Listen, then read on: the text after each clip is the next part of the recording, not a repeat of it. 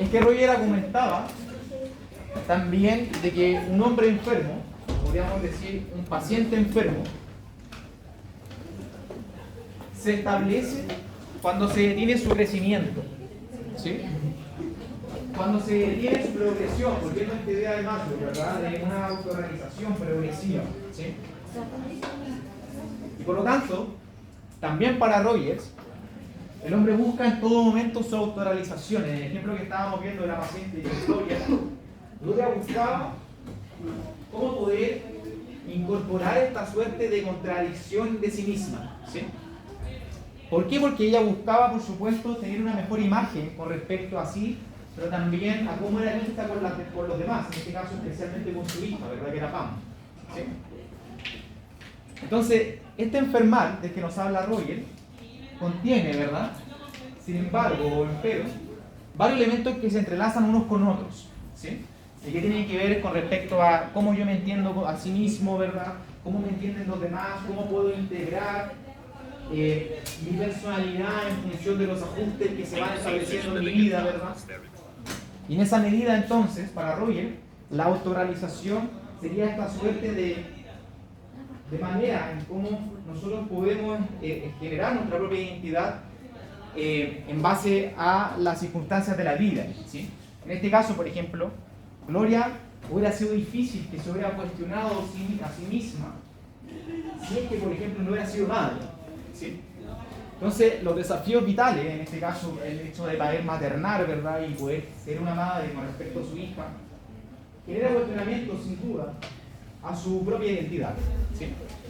Y en esa medida, en consecuencia, lo que quiero establecer es de que el enfermar sería como un cierto retroceso en el crecimiento, esa incapacidad de integración, ¿sí? De sí. Entonces, lo que les quiero transmitir es que para Roger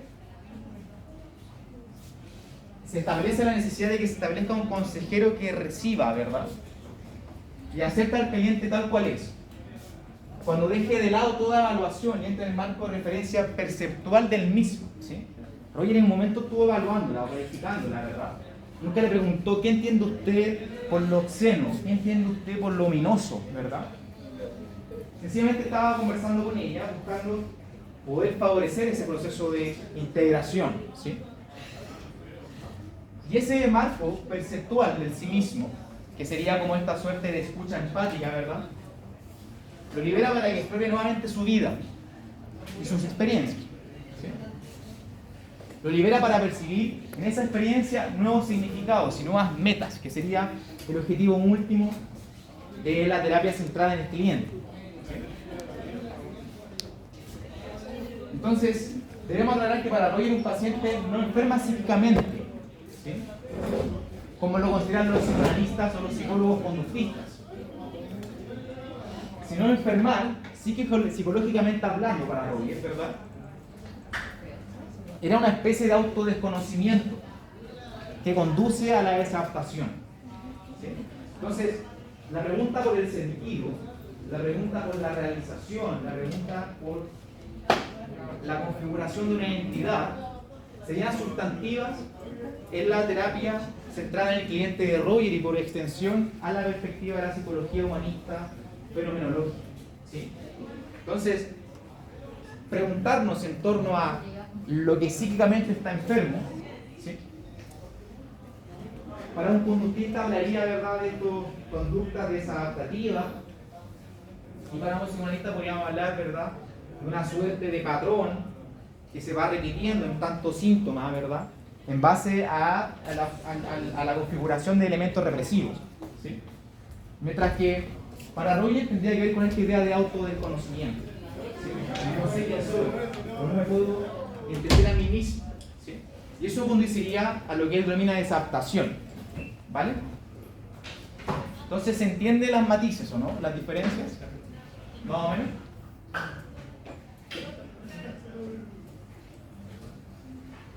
Entonces,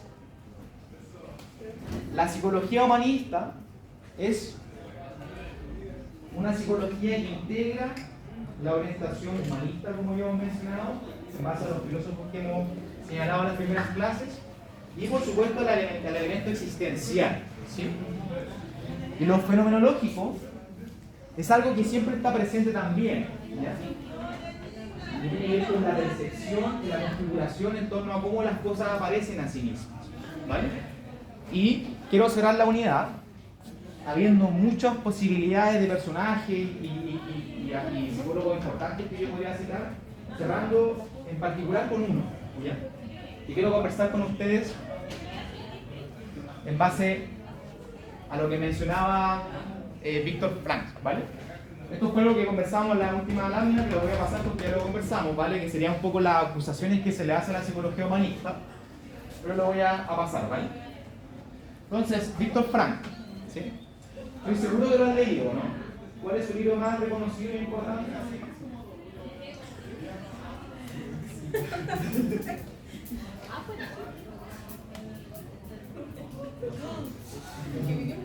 No, Vivención. Claro. ¿Cuál es su libro más importante? ¿Uno lo lee en el colegio?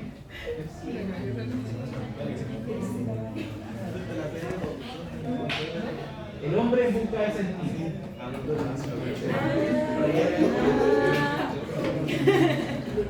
¿Lo han escuchado?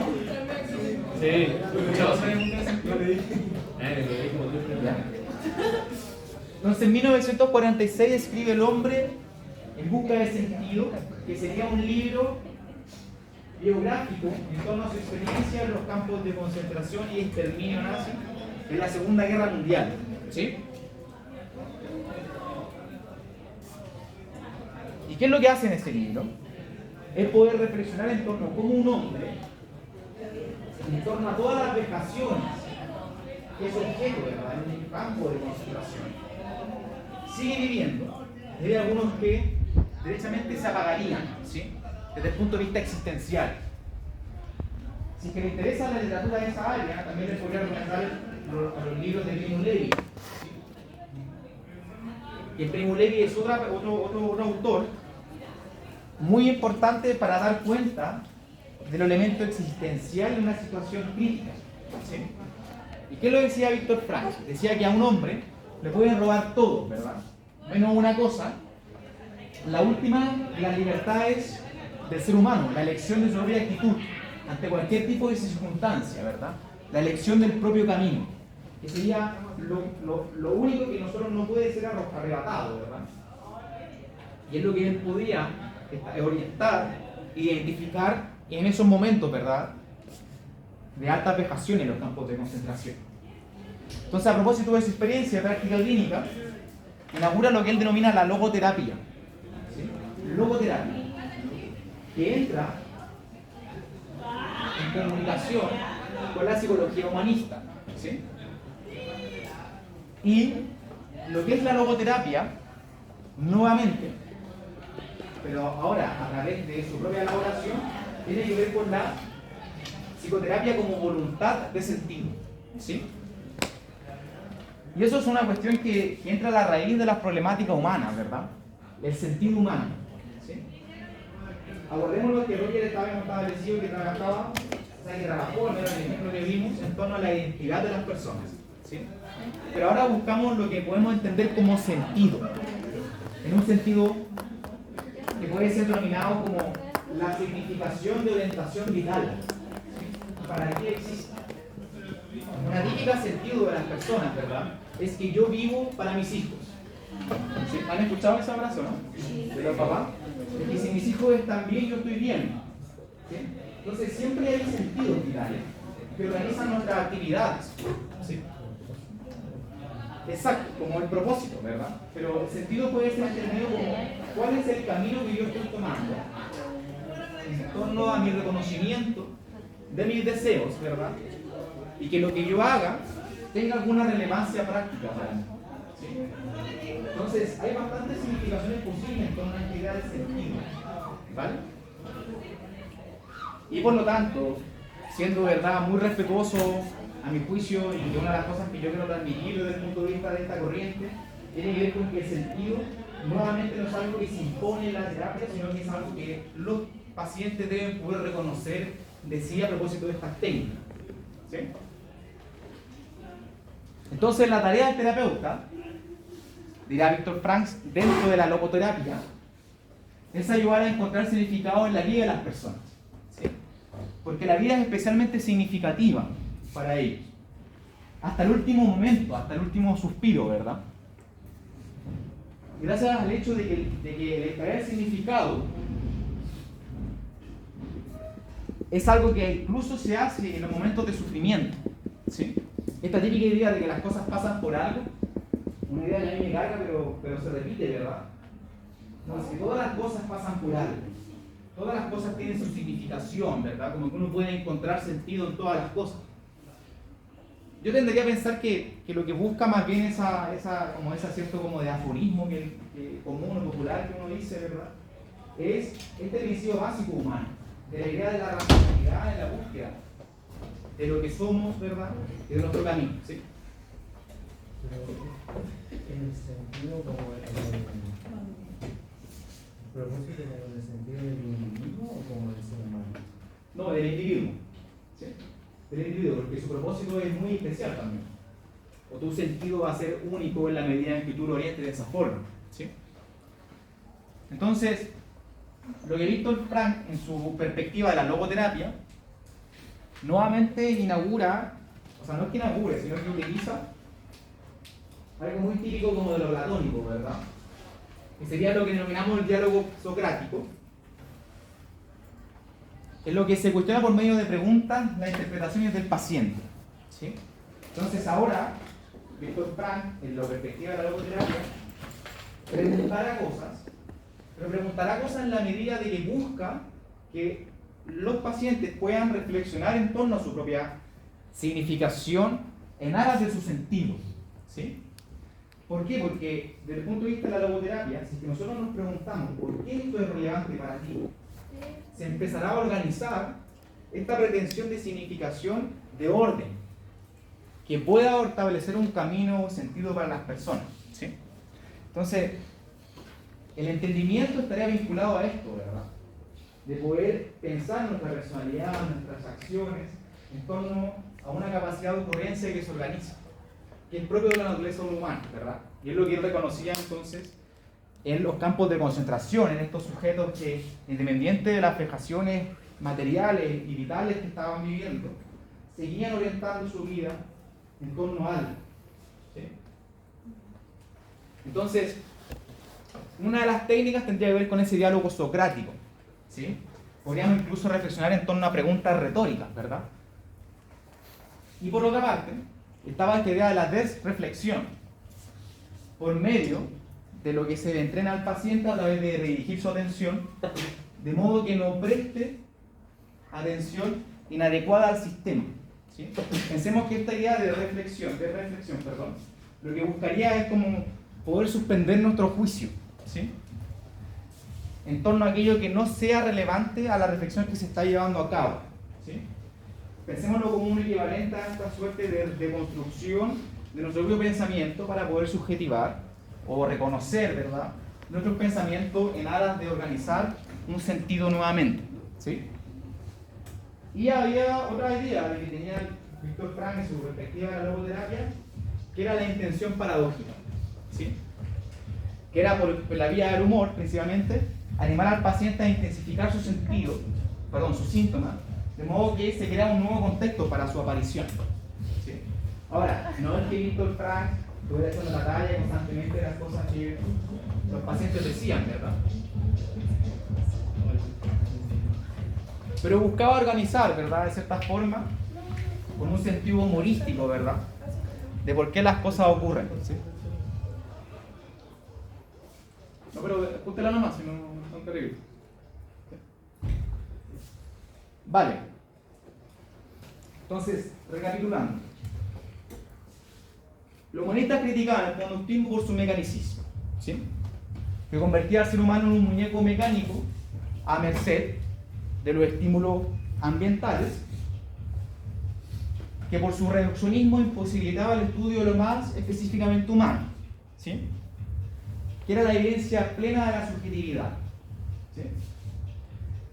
Y al psicoanálisis se le reprochaba su irracionalidad y su determinismo, que convertía a las personas en una víctima de puras motivaciones inconscientes y los dejaba anclados al pasado. ¿Sí? Pienso yo de que estas son las principales ideas para poder pensar la tercera fuerza. ¿Sí? Este cuestionamiento en torno a estas dos corrientes. ¿Sí? El mecanicismo humanista y esta idea de buscar razones inveteradas, ¿verdad?, en el inconsciente desde el psicoanálisis no permitiría darle valor a esa experiencia yoica, o podríamos pensar esa experiencia única y subjetiva de cada uno. ¿Sí? Entonces, los valores de la perspectiva de la psicología humanista fenomenológica sería salvaguardar la subjetividad como un elemento íntegro, el elemento existencial en función de la capacidad de elección y libertad de los seres humanos, ¿verdad? La búsqueda del sentido de los sujetos para poder orientar nuestro trabajo, ¿verdad? Y las diferentes vertientes que hemos visto a lo largo de la clase, ¿vale? Y lo último que quiero mostrarles es la terapia de la Gestalt. ¿Sí? ¿Ustedes han tenido cursos sobre Gestalt? ¿No? ¿Qué es la Gestalt? Quiero distinguir con ustedes la psicología de la Gestalt y la terapia de la Gestalt, que muchas veces se tienen como equivalente. ¿Sí? La Gestalt tiene un principio básico, y es de que el todo es distinto a la suma de las partes. ¿Sí? Es decir, de que si yo disecciono los elementos y luego los juntos, no es equivalente a la totalidad de las cosas. ¿Sí? Entonces la idea de la Gestalt tiene que ver con una idea de la forma. ¿Sí? De la forma, ¿vale? Entonces la Gestalt se refiere a una configuración o forma unificada y suele indicar una figura de objeto que es diferente a la suma de las partes, ¿vale? Esa es la idea como perceptual, ¿sí? Y de hecho se dice que no hay que ver la Gestalt de las cosas, esta idea de totalidad, ¿sí?, de unificación del universo, ¿verdad? Como de todas estas cosas, ¿verdad? Que es algo muy humano, ¿verdad? En la manera en que nosotros pensamos el total por sobre las partes, ¿sí? Entonces la Gestalt hace diferentes ejercicios perceptuales de cómo podemos comprobar la manera en cómo nosotros identificamos los objetos. ¿Sí? Y quiero que nos quedemos con esta idea de que el todo no es equivalente a la suma de todas las partes, ¿vale? Entonces, la psicología de la Gestalt, se caracteriza por un anti-reduccionismo, nuevamente. ¿Sí? ¿Por qué? Porque abusamos de reduccionismo a la perspectiva del conductismo, ¿sí?, donde hay todo un conjunto de elementos que vamos a poder identificar a través de los mecanismos. ¿Sí? Estableció un lazo fuerte con la fenomenología alemana. ¿Sí? ¿Por qué? Porque lo que nos importa en la fenomenología es cómo las cosas se establecen en el mundo, ¿vale? Y en 1951 se publicó este texto, ¿verdad?, que se llama La terapia de la Gestalt, escrito por sus principales exponentes, ¿vale? Que es Fritz Perls, Paul Goldman y Ralph no sé cuánto, ¿vale? Que señalan sus principios en este libro, ¿vale? Entonces, ¿qué es lo que dice la Gestalt? Resumiendo sus principales ideas. ¿Sí? Enfatiza la responsabilidad personal y se enfoca en la experiencia del individuo en el momento presente, la relación terapeuta-cliente, los contextos ambientales y sociales, ¿verdad?, de una persona, y los ajustes de autorregulación que las personas hacen como resultado de la situación general. ¿Sí? Entonces existe una orientación hacia el presente, nuevamente, en torno a lo que ellos denominan la atención plena. ¿Sí?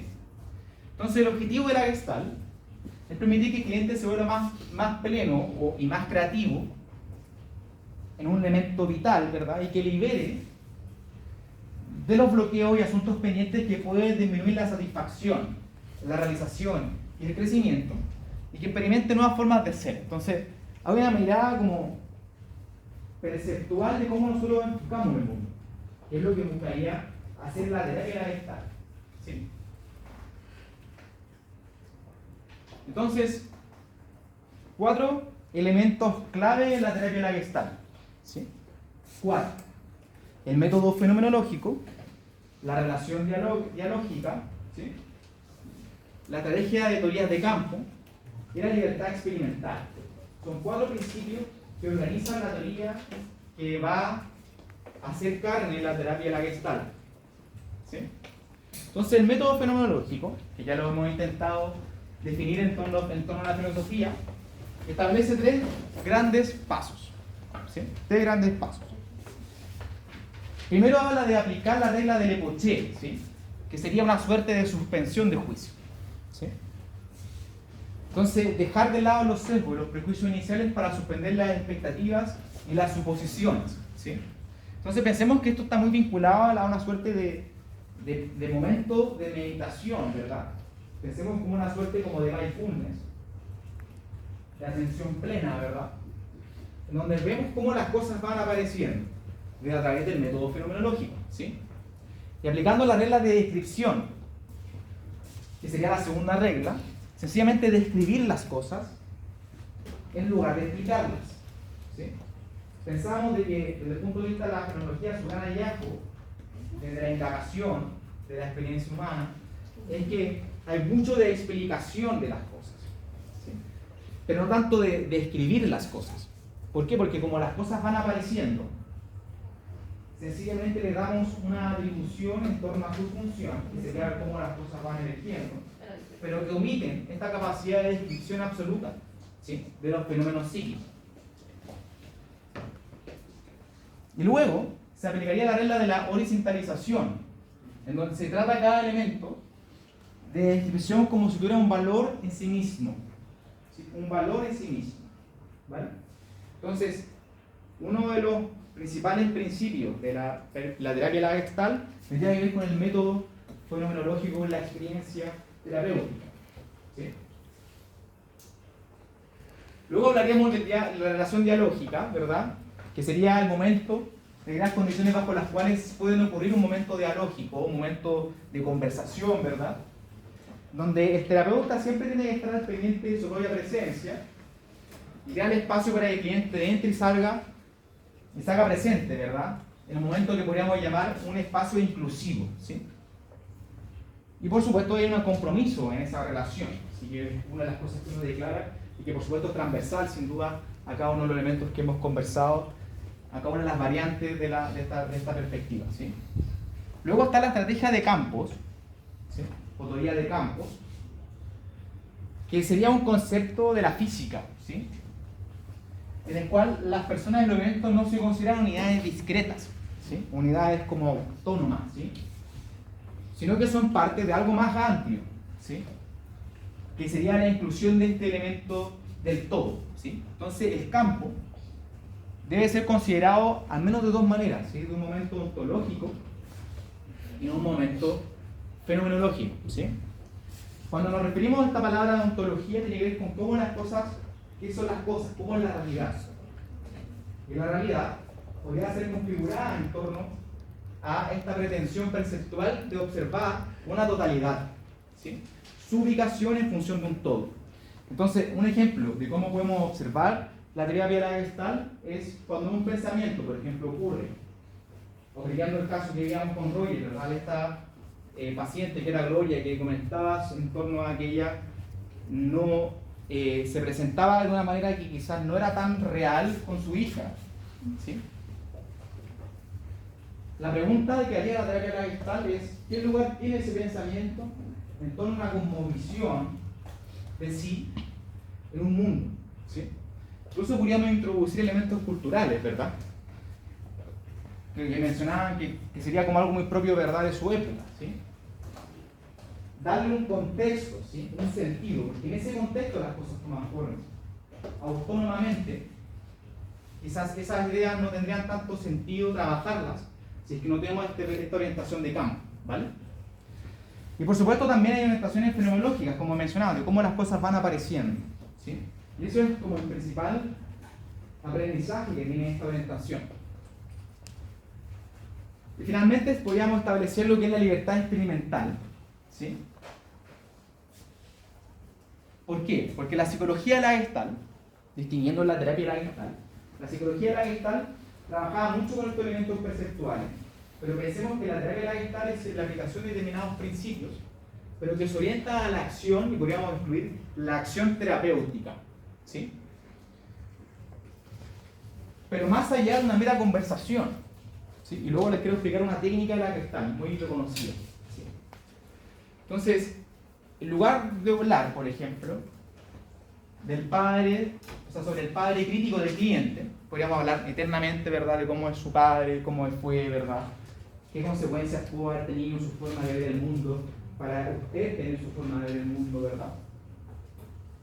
Y podríamos pedirle, en este caso, quizás, desde el punto de vista de la terapia de la Gestalt, al cliente que imagina al padre que está presente y que le pueda transmitir sus cosas, ¿sí? Podríamos pensar, por ejemplo, un típico ejercicio que muchas veces se utiliza es imaginar que yo soy su padre, podría decirle al terapeuta, y qué me diría, qué es lo que me transmitiría, ¿sí? ¿Por qué? Porque estoy ocupando el método, el método fenomenológico de cómo yo voy apareciendo y qué cosas van emergiendo en torno a su manera de expresar, intentando reemplazar su figura por la del padre, ¿sí? Entonces está hablando directamente de una acción que va más allá de la conversación misma, sino poder activar un mecanismo y poder hacer que emerja en la realidad, ¿sí? Estoy un poco confundido de qué principio de Gestalt estaría aplicando en ese tipo de ejemplos. La libertad experimental. Eso es lo que estamos intentando establecer, ¿sí? Ahora, están todos concatenados, ¿vale? Pero la idea es que uno puede experimentar en terapia, ¿sí? ¿Para qué? Para hacer sentido en función de este enfoque experiencial de las personas, ¿sí? ¿Por qué? Porque desde el punto de vista fenomenológico podríamos estar hablando quizás de una cuestión muy de introspección, ¿sí? Pero la terapia de la Gestalt también es la idea de la capacidad de acción, ¿sí? De cómo las cosas ocurren en la realidad, ocupando ese elemento de percepción, ¿sí? Entonces, la idea es pensar que hay una libertad experimental donde obviamente se concatena con los demás principios que hemos estado conversando, ¿sí? ¿Se entiende? Más o menos. Pero vamos a volver, ¿vale? Entonces, el terapeuta Gestalt podría notar algo sobre el comportamiento no verbal o el tono de voz del cliente. Entonces, podríamos, otra forma, por ejemplo, de la Gestalt es intentar acentuar, ¿sí?, esos comportamientos no verbales que están presentes en esa experiencia, ¿sí? Entonces, esos 4 principios son elementos constitutivos de lo que es la terapia de la Gestalt, ¿vale? Y hay una técnica que es ultra reconocida, que es lo último que quiero terminar, que se llama la técnica de la silla vacía, ¿sí? Que viene muy propia como de los elementos del psicodrama, ¿vale? Entonces, una técnica que se aplica nuevamente es que se imagine que la figura en cuestión, que muchas veces en la terapia o los cuestionamientos subjetivos de las personas está orientada en el cuestionamiento hacia alguien, ¿sí?, hacia una figura, hacia un otro, que puede imaginarlo y decirlo, ¿sí? A veces también se ocupa, por ejemplo, cuando hay periodos de duelo, ¿sí? Periodo de duelo a propósito de una muerte súbita, ¿sí? Donde yo típico un tema de duelo es que no me pude despedir, ¿sí?, o no pude como agradecer la experiencia, ¿verdad?, que pude haber establecido con esta persona significativa para mí, ¿sí? Entonces, esta técnica propia de la teoría de la Gestalt es poder ocupar los recursos perceptuales y significativos para hacerle un efecto terapéutico, ¿sí? Entonces, muchas veces se utiliza una almohada a veces o una silla, ¿verdad? Se le solicita al paciente que imagine que está conversando con esa persona, ¿sí? De manera de poder concluir situaciones que están inconclusas, ¿sí?, o situaciones dificultosas, ¿vale?, pudiendo traer desde una perspectiva de aquí y ahora lo que está sucediendo, ¿sí?, lo que está sucediendo. Entonces, esta técnica es propia de la terapia de la Gestalt. La terapia de la Gestalt podríamos introducirla dentro de la perspectiva de la psicología humanista fenomenológica como una de sus tantas vertientes. ¿Sí? ¿Qué no les conté de la teoría de la psicología humanista fenomenológica? Varias corrientes, ¿sí? Pero preferí escoger algunas para poder detallar algunos elementos propios que son, pienso yo, más consistentes con la filosofía o la raíz filosófica de esto, ¿sí? Hay cosas pendientes, por supuesto, pero nuevamente la idea es poder identificar los principales conceptos, las principales ideas, de manera de intentar distinguir estos 4 sistemas que hemos recapitulado, que vamos a seguir estudiando en el curso. ¿Vale? Preguntas.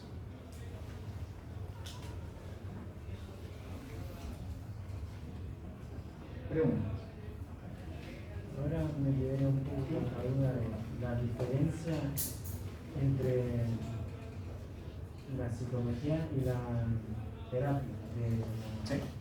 Eso me quedé con la duda de cuál era la... Sí, es que muchas veces van a identificar como equivalente la psicología de la Gestalt con la terapia de la Gestalt. Por la psicología de la Gestalt, pensémosla como esta cuestión más abocada al elemento perceptual de las cosas.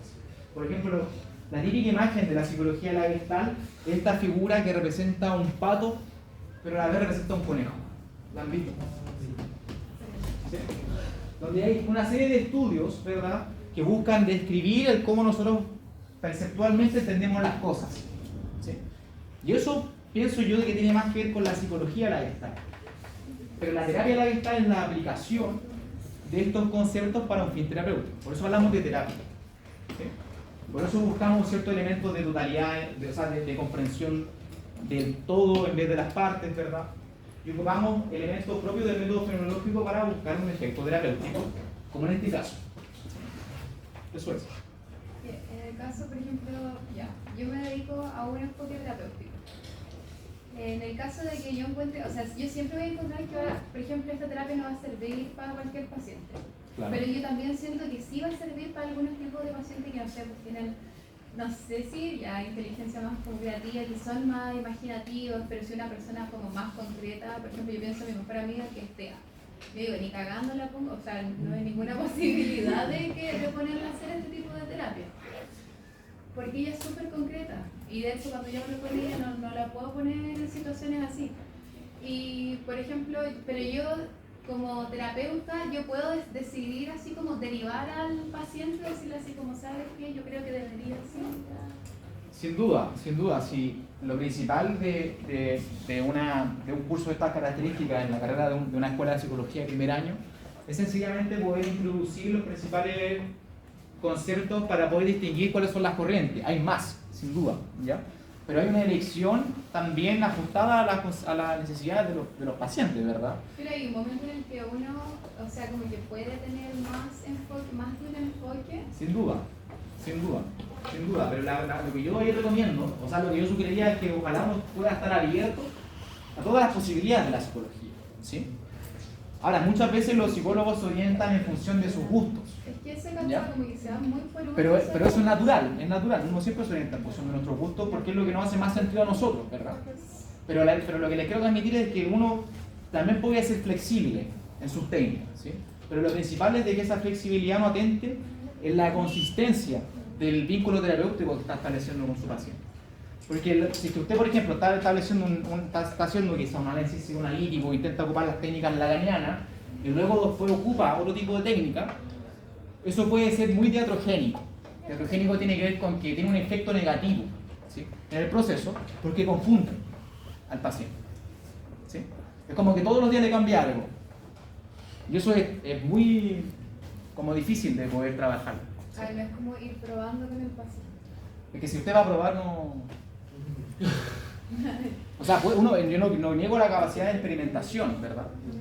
Pero la idea es que su decisión esté fundamentada en torno a... Yo siento que uno tiene que ir conociendo a la persona para ver qué es como lo más apto, no sé si es la palabra, para cada individuo. Ahí estriba entonces la necesidad de establecer quizá un tiempo de diagnóstico, que es fundamental en lo nuestro, claro, sin duda. Por eso uno a veces escoge no intervenir tan pronto. ¿Sí?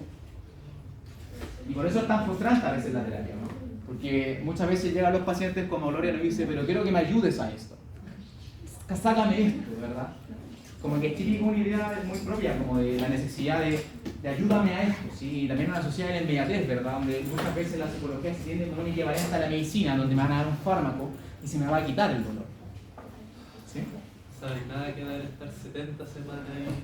La wea. Pero también hay ajustes, ¿sí? También hay terapia acelerada, y eso por supuesto también lo podemos ir suficiente, ¿ya? Pero depende, todo depende, ¿sí? ¿Alguna otra duda? ¿Sí? Vale, entonces la próxima semana iniciamos con los debates, donde hay un grupo a favor y un grupo en contra. Y a continuación vamos a iniciar la cuarta unidad, que es la teoría de sistemas. ¿Vale? No, de hecho que subimos, que tenemos algunas láminas. Sí, hay algunas láminas de Gabriel que la niña. Sí, porque como que ya no me hago las dos, yo voy a estar Sí, que vamos a pero después tener un tema como crítica tónica. Y eso no tiene tanto sentido porque no es una cosa de un poco fenomenal.